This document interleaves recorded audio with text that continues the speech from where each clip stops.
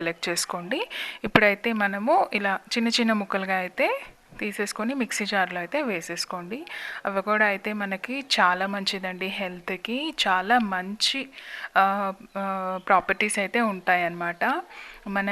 మన బాడీని అయితే ఇన్ఫెక్షన్స్ బారి నుంచి అయితే మనల్ని రక్షిస్తుంది. అవకాడో అయితే రెగ్యులర్గా తీసుకుంటూ ఉంటే అయితే మన హార్ట్కి కూడా చాలా మంచిదండి.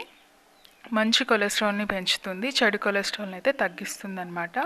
కళ్ళకు కూడా చాలా మంచిదన్నమాట. సో ఇప్పుడైతే నేను ఖర్జూరాన్ని ముందుగా అయితే నానబెట్టుకున్నానండి.